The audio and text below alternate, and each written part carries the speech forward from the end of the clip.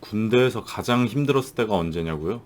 일단 두 가지로 나눌 수 있을 것 같습니다. 정신적으로 힘들었을 때, 육체적으로 힘들었을 때.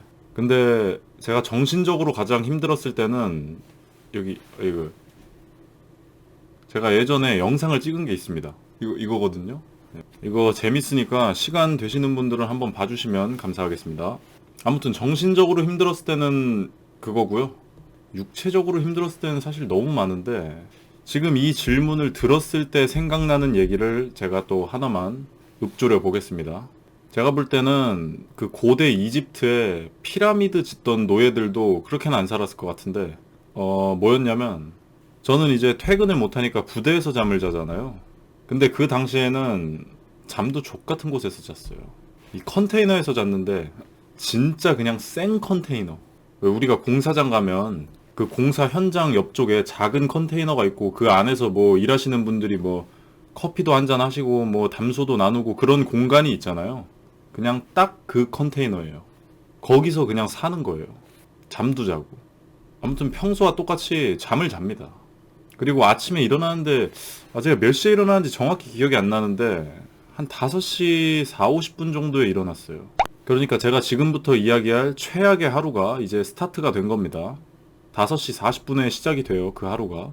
이게 왜 그렇게 일찍 일어났냐면 저는 그 당시에 중대 본부에 있었거든요. 중대 본부에 있으면은 휴가 나가는 애들 차를 태워줘야 돼요. 그러니까 그 휴가자 버스까지 데려다 줘야 됩니다, 휴가자들을. 그러니까 그거는 거의 맨날 있는 업무인 거죠. 왜냐면은 중대 전체에 휴가를 나가는 애가 하루에 한 명이라도 있을 거 아니에요, 웬만하면. 근데 거의 웬만하면 그건 전부 제가 했어요. 10번을 한다 그러면은 9번은 제가 했습니다. 그럼 9번을 하면 한 번은 안 하는 거냐? 한 번은 제가 야간 근무일 때. 그러면은 그 휴가자 태워줘야 되는 시간에 제가 근무를 서고 있으니까 갈 수가 없잖아요. 그러면은 이제 다른 사람이 가는 겁니다. 그리고 이제 휴가자들을 태워다 주고 다시 돌아오면은 얼추 아침 점호를 하고 있어요. 타이밍이 그쯤 됩니다. 근데 갔다 와가지고 밥 먹으려 하는데 저더러 뜀걸음을 갔다 오라 하더라고요. 점호 애들 데리고. 그래서 뜀걸음을 갔다 왔습니다. 그리고 돌아와서 아침을 먹었는데 그때가 이제 완전 여름이었어요. 그래가지고 예초를 나갑니다. 그러면 오전에 이제 오전 내내 예초를 합니다. 풀을 그냥 존나게 뜯어요. 그리고 오전 예초가 끝나고 돌아와서 점심을 먹고 한 3, 40분 쉬다가 다시 오후 예초를 또 나갑니다. 그렇게 이제 남은 일과 시간 내내 풀만 깎다 오는 거예요. 그러면은 이제 저는 그럼 오전 오후 하루 일과를 통째로 예초하는 데 썼잖아요. 그러면 입고 있는 전투복이 그냥 아주 작살이 납니다. 이 온갖 풀과 흙과 땀으로 그냥 범벅이 돼요. 전투복이 그냥 길리슈트가 됩니다. 그러면 사람이라면 당연히 씻어야 되잖아요. 근데 씻기 전에 이제 오후 뜀걸음 그것도 저더러 나가래요. 그때 오후 뜀걸음 거리가 한 2.3km? 한 그쯤 됐을 거예요. 3km는 채 안 되고 아무튼 그래가지고 길리슈트 그대로 입고 뜀걸음까지 다녀옵니다. 그리고 들어와서 저녁을 먹고 바로 샤워를 하죠 이제. 그렇게 다 끝내고 나오니까 시간이 한 6시가 조금 안 되더라고요. 근데 제가 그날 야간 근무였어요. 이 GOP 야간 근무 같은 경우에는 흔히 알고 있는 당직하고는 느낌이 조금 다릅니다. 왜냐면 모든 중대 본부 그리고 소대까지 상황 간부라는 거를 한 명씩 무조건 서야 돼요. 그렇기 때문에 시간을 자체적으로 조금 조정을 할 수가 있었어요. 근데 그 당시 제가 있던 곳의 야간 근무 시간은 저녁 6시, 18시죠 그러니까. 저녁 6시부터 다음날 아침 8시까지였습니다. 저는 진짜 지금 생각해도 이해가 안 돼요. 너무 빡셉니다 진짜 그거는. 그러면은 시간이 14시간이잖아요. 근무 시간이 14시간인 거예요. 이거 진짜 사람 잡습니다. 왜냐면은 야간 근무 서는 사람이 일과 시간에 쉬는 게 아니에요. 일과 시간에 할 거 다 하고 저녁 6시부터 다음날 아침 8시까지 14시간을 뛰어야 되는 거예요.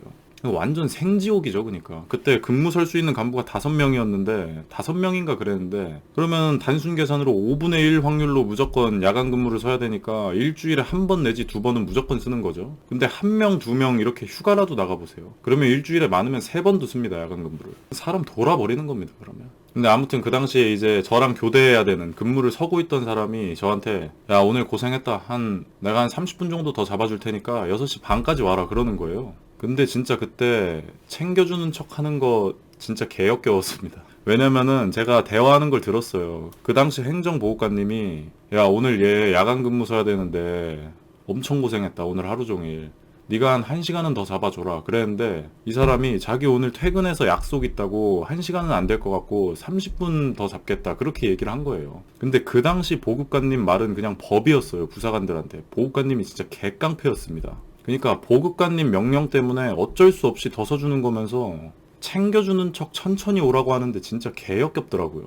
아니 그렇잖아요. 아침에 휴가자 선탑도 짬 때려, 띵걸음 다 짬 때려, 예초도 다 나가. 근데 그러고 보호관님이 시켜서 하는 거면서 그 30분 더 써주겠다고 생색을 내는데 진짜 정말 이 사람을 없애버리고 싶다. 약간 이런 생각을 처음으로 그때 가졌습니다. 제가 세상 태어나가지고. 뭐가 됐든 30분 더 잡아줬으면 어쨌든 고마운 거 아니냐고요? 너 그 새끼 아니, 농담이고 고마운 거 아닙니다. 만약에 반대 상황이었잖아요. 그러면 진짜 거짓말 안 하고 그 사람은 3시간은 늦게 왔을 겁니다. 절대 고마운 거 아닙니다, 그거. 그리고 보호관님이 진짜 힘이 셌어요, 그때 부사관들 사이에서. 보호관님 한마디면 꼼짝도 못했습니다, 부사관들이. 제가 그때 탔던 커피만 해도 진짜 100잔이요? 장난하십니까? 100잔 훨씬 넘습니다. 이게 뭐 자랑은 아닌데 커피 많이 탄 게. 근데 100잔은 넘습니다. 한 6, 700잔은 되지 않을까 싶어요. 감도 안 옵니다. 몇 잔이나 탔는지. 이게 왜 그 바리스타 분들이 커피 탈 때 라떼 아트라 해가지고 이렇게 뭐 이쁜 꽃도 이렇게 그리고 이런 거 이렇게 만들잖아요. 만약 제가 커피를 탈 때마다 그 라떼 아트를 연습했으면 라떼 아트 초고수로 생활의 달인도 나갔을 겁니다. 우스갯소리로 그냥 그 정도로 많이 탔다는 겁니다. 예. 침 뱉은 적 없습니다. 침 뱉은 적은 한 번도 없어요. 제가 지금 이렇게 말하고 이런 말하면 좀 웃길 수도 있는데 저는 군대 사람들 별로 안 싫어합니다. 한두 명 빼고는 진짜 뭐 싫어하거나 악감정 가지고 있는 사람 없어요. 이게 안 싫어하는 걸 넘어서 본받을 만한 분들도 진짜 많습니다. 멋있는 분들 많아요, 군인들 중에. 아무튼 돌아가서 근데 보급관님이 1시간을 지시했는데 그거 싫다 하고 30분 쓰겠다고 한 거부터가 일단 개띠껍고 아무튼 뭐 그 사람 욕하는 거는 뭐 됐고 아무튼 6시 30분에 교대를 했어요. 그럼 인수인계를 하고 이제 제가 그때부터 근무가 시작이 된 거죠. 저녁 6시 반부터. 그래서 근무를 하려고 자리에 앉았는데 와 이게 진짜 미친 듯이 잠이 쏟아지는 거예요. 졸려 뒤지겠는 거예요. 근데 제 남은 근무 시간은 13시간 30분이에요.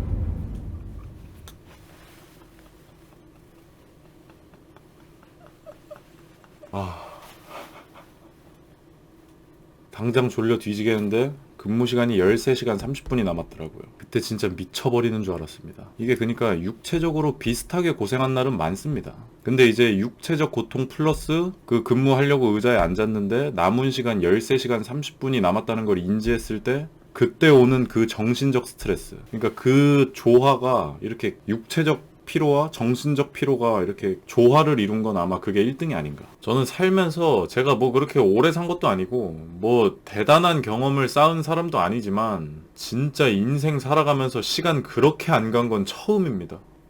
택배 상하차급이냐고요? 택배 상하차 낄 때 껴야죠. 그때 제 야간 근무 시간 안 간 거에 비교하면 택배 상하차는 진짜 아이유 콘서트급으로 시간 빨리 가는 겁니다. 오해하시면 안 되는 게 택배 상하차도 당연히 굉장히 힘든데 제가 지금 얘기한 그 하루만 기준으로 하는 거예요. 하루만 기준으로 놓고 봤을 땐 택배 상하차랑은 솔직히 비교가 안 됩니다. 저는 뭐 상하차도 해보고 뭐 공장도 가보고 아르바이트도 여기저기 엄청 많이 해봤는데 진짜 시간 그렇게 안 갈 수가 없어요.